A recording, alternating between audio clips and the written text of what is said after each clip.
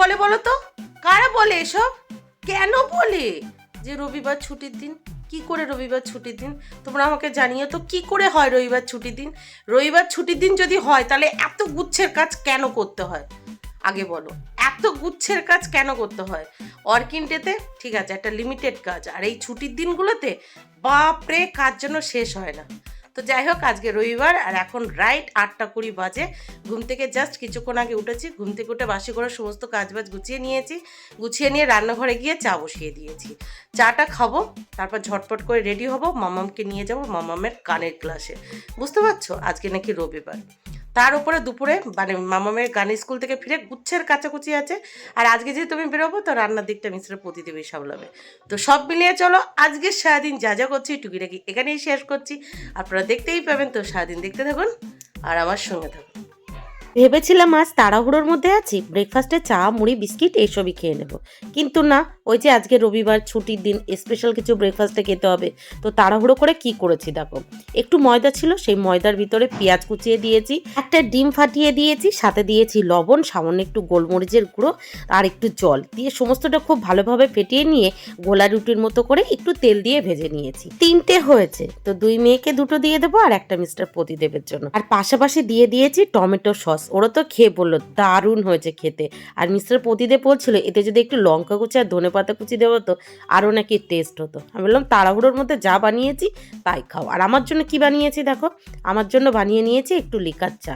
এটাই যথেষ্ট, কারণ ওই ব্রেকফাস্টটা রেডি করার পর আমার মাথাটা পুরো গরম হয়ে গেছে। কেন কি কারণে আমি তোমাদেরকে পরে বলবো, এখন একটু তাড়াহুড়োর মধ্যে আছি, যেহেতু মামামের গানের স্কুলে যেতে হবে। চলো, আমার চা খাওয়া কমপ্লিট, স্নান করে আসছি তোমাদের সাথে। গুড মর্নিং দুষ্টু।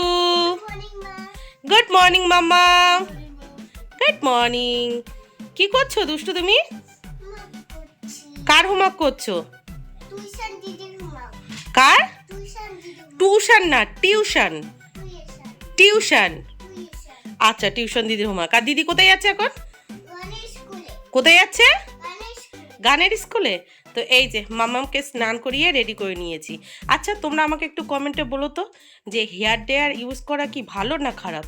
কারণ এই শীতের দিনে মামামের তো অনেক বড় বড় চুল, যদি ভেজানো হয় সহজে শুকাতে চায় না, আর ওর না ঠান্ডা লেগে যাচ্ছে। তো তোমরা কিন্তু অবশ্যই আমাকে কমেন্ট বক্সে জানিও যে হেয়ার ড্রায়ার ইউজ করা ঠিক না খারাপ, মানে হেয়ার ড্রায়ার ইউজ করলে কি চুল খারাপ হয়ে যায় না ভালো থাকে, অবশ্যই জানিও। মামাম কোথায় যাচ্ছ? কোথায় যাচ্ছ? গানের স্কুলে যাচ্ছ? সোজা হয়ে বসো একটু দেখি, সোজা হয়ে বসো। দেখো পুরো চুলটা ভিজে। আজকে যেহেতু রবিবার, শ্যাম্পু করার দিন, তো শ্যাম্পু করে দিয়েছি।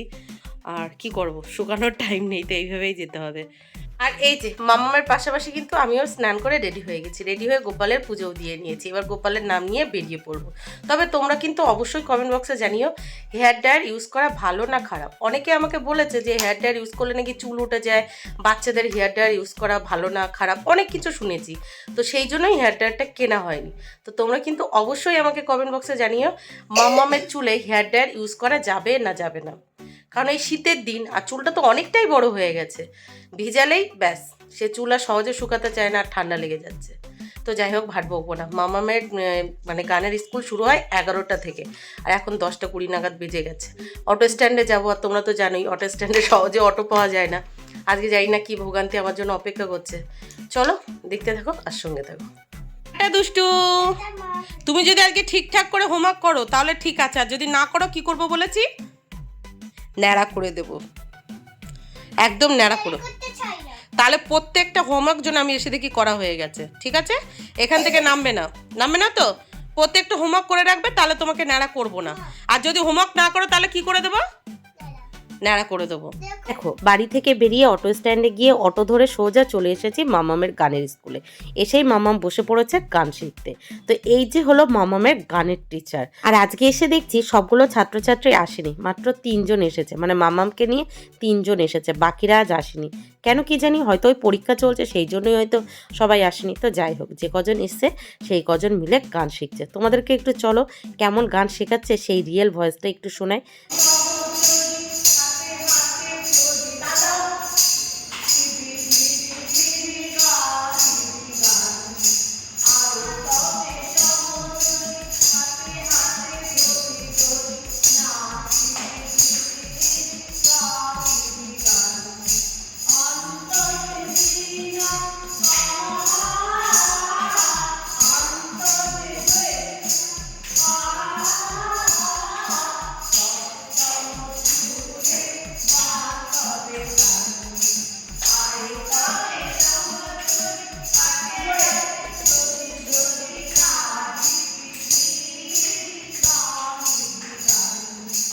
মামামের গানের স্কুল ছুটি হয়ে গেছে, মামাম গান করছিল আর আমি পাশে বসেছিলাম, বসে বসে দেখছিলাম কিভাবে কি করাতে হবে।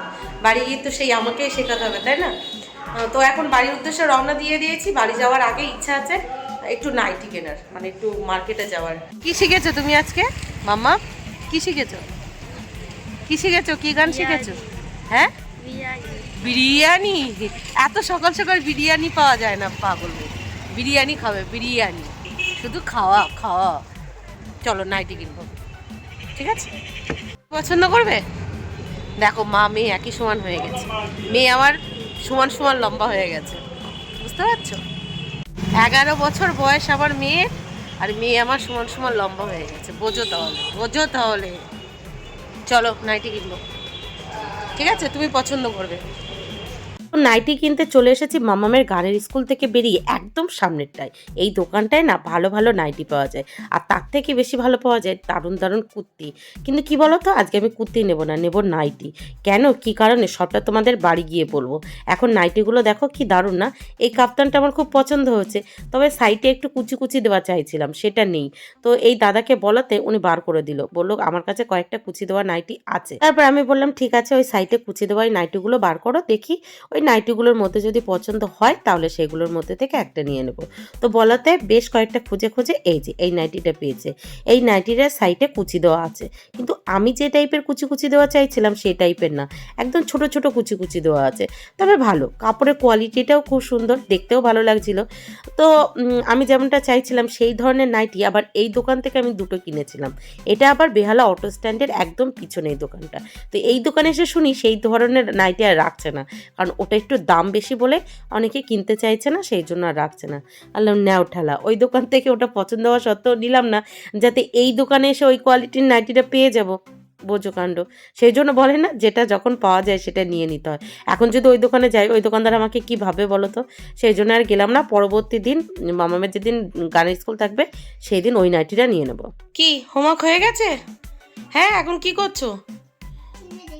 টিভি দেখছো? যাও স্নান করে নাও, স্নান করে নাও, যাও যাও যাও যাও স্নান করে নাও। তা কি করবে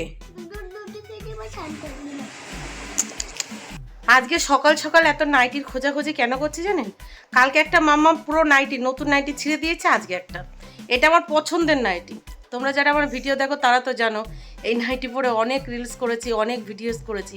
এই নাইটিটা পুরো সকাল সকাল মামা মাছকে এমাতা ছিঁড়ে দিয়েছে, দেখো পুরো ছিঁড়ে দিয়েছে। আমি এই টাইপের নাইটি খুঁজছিলাম, কিন্তু কোনো দোকানে নেই, কোনো দোকানে এই টাইপের নাইটি নেই। এটা আগের বছর যখন আমার বোনের বাড়ি গেছিলাম, মানে আমার পিসির বাড়ি, তো পিসতে তো বোন এটা কিনেছিল, আমার দেখে এত ভালো লেগেছিল। তো আমি এটা খুব আমার ফেভারিট একটা নাইটি আর কি, ভীষণ পছন্দের। দেখো পুরো এমাতা ছিঁড়ে দিয়েছে, সেলাই করেও আর পরা যাবে না এরকমটা আর কি। আর আমার এত মাথা গরম হয়ে গেছে, কালকে একটা ছিঁড়েছে, আজকে একটা ছিঁড়েছে। আবার মামামের একটা কি আছে বলো তো, ও চায় ওর মা সবসময় নতুন নাইটি পরুক, জোর 2 মাস 3 মাস পরবো, তারপর নাইটিগুলো ছিঁড়ে দেবে। এই নাইটিটা ছিঁড়ে দিয়েছে, আমার প্রচণ্ড রাগ হয়েছে। কালকে ছিঁড়েছে আমি কিছু বলিনি, আজকে এটা ছিঁড়েছে, আমার এত কষ্ট লেগেছে কি বলবো। দেখো পুরো এফাল ওপাল করে দিয়েছে এই যে। আর নাইটিটা কিন্তু এখনও ভালো, আমি যেহেতু খুব মানে যত্ন সহকারে পরতাম, পছন্দের নাইটি যেহেতু, পুরো ছিঁড়ে মাথা করে দিয়েছে।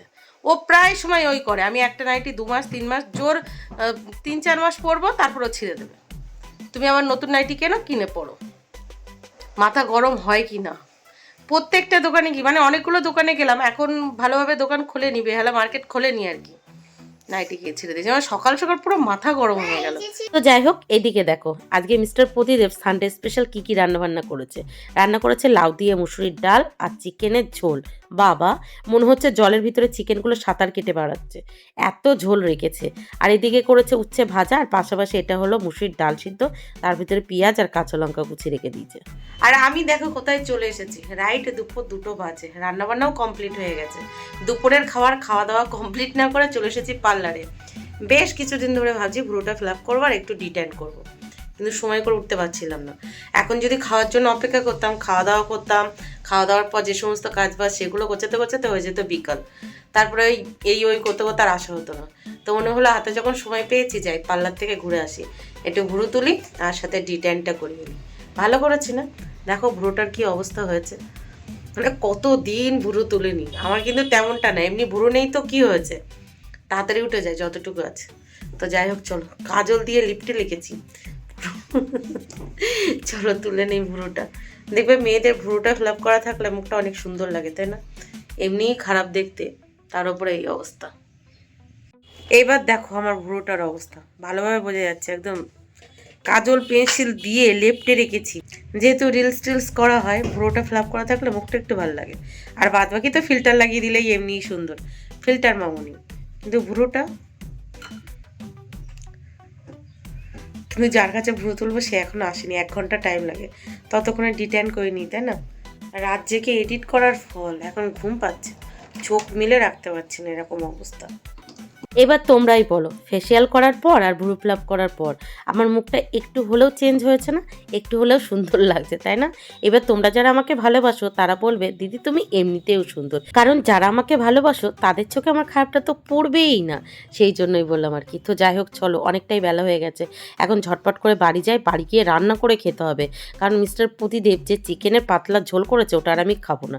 তো বাড়ি ফেরার পথে দেখো, এই যে আমার পিছনে যে কদম ফুল গাছ, ওই গাছ থেকে লাফিয়ে এই কদম ফুলটা পেরেছি, নিয়ে এখন বাড়ির উদ্দেশ্যে রওনা দিয়ে দিয়েছি।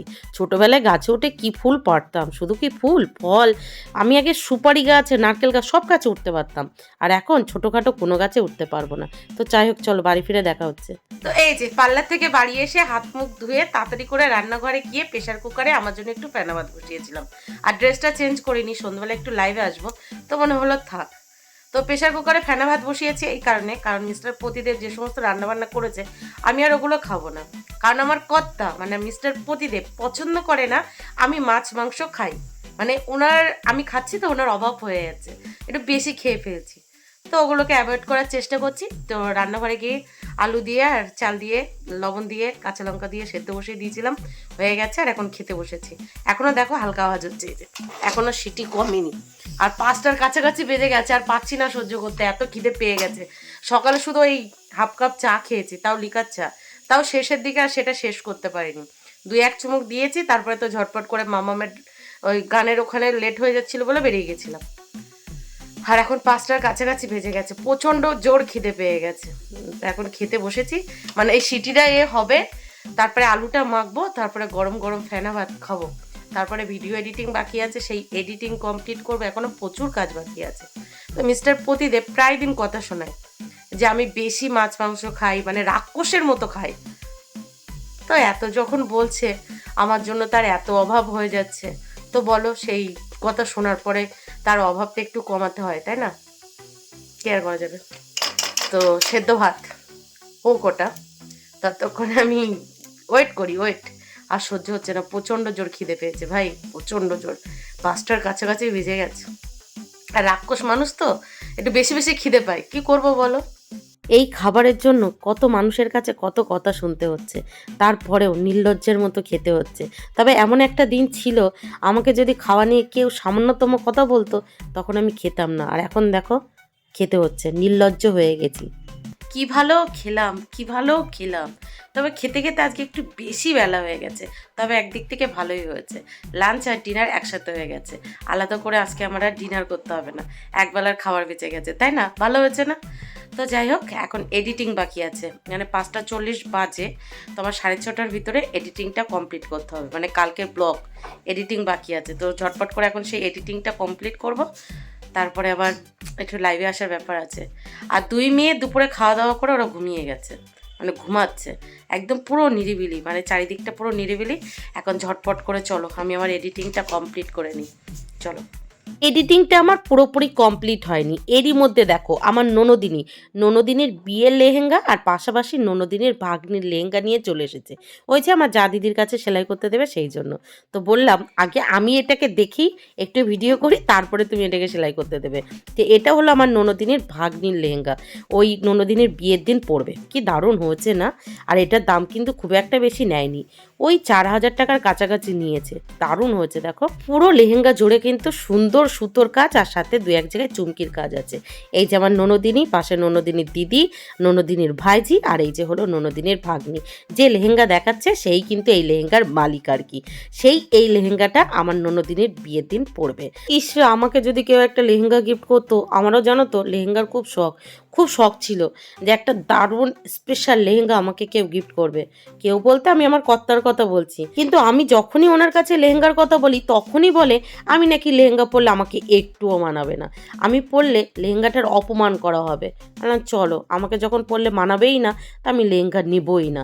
তো এই যে হলো লেহেঙ্গার ব্লাউজ পিস, আর পাশাপাশি এই যে দেখো ওড়না, দুটোই কিন্তু দারুণ, তাই না? আমার তো বেশ পছন্দ হয়েছে। আর হ্যাঁ হ্যাঁ হ্যাঁ হ্যাঁ, তোমরা কিন্তু অবশ্যই কমেন্ট বক্সে জানিও তোমাদের কার কার লেহেঙ্গার শখ আছে, আর কার কার শখ থাকা সত্ত্বেও এখন অবধি পূরণ হয়নি। তো চলো চলো চলো, এবার তোমাদেরকে দেখাই আমার ননদিনীর বউ ভাতের লেহেঙ্গাটা, যেটা আমার ননদিনী বউ ভাতের দিন পরবে। এটা অবশ্য অল্টার করা হয়ে গেছে, তো আমি আজকে বলেছিলাম একটু ভিডিও করে তোমাদেরকে দেখাবো, তো ননদিনীকে আনার জন্য তো এনেছে। তো ননদিনীর লেহেঙ্গায় কিন্তু চুমকির কাজটা একটু কম আছে, সিম্পলের ভিতরে অসাধারণ অসাধারণ। আমার এই লেহেঙ্গাটা এত ভালো লেগেছে তোমাদেরকে কি বলবো। আর আমাদের ননদিনী তো একটু হাইটে লম্বা ফর্সা, এটা পরলে জাস্ট অসম লাগবে, দেখো পুরো নায়িকা নায়িকা লাগবে। আর বৌভাতের দিন যেহেতু এই লেহেঙ্গাটা পরবে, তখন তো বৌভাত বাড়ির লাইটিংটাও এই লেহেঙ্গার উপরে পড়বে, তখন কিন্তু আরও বেশি সুন্দর লাগবে, তাই না? কি দারুণ লাগছে দেখো লেহেঙ্গাটা, অসম্ভব সুন্দর হয়েছে লেহেঙ্গাটা। ও যখন আমাকে বলেছিল যে বৌদি আমি বৌভাতের লেহেঙ্গা সাদার মধ্যে নিয়েছি, আমি প্রথমে বলছিলাম কেন সাদার মধ্যে নিয়েছো, কিন্তু যখন লেহেঙ্গাটা দেখলাম, দেখার পরে মনে হলো যে না, অসম্ভব সুন্দর হয়েছে। তোমাদের কেমন লেগেছে অবশ্যই কিন্তু কমেন্ট বক্সে জানিও, ঠিক আছে? তো যাই হোক, চলো আজকের ভিডিওটা এই পর্যন্তই, দেখা হচ্ছে কাল সকাল থেকে।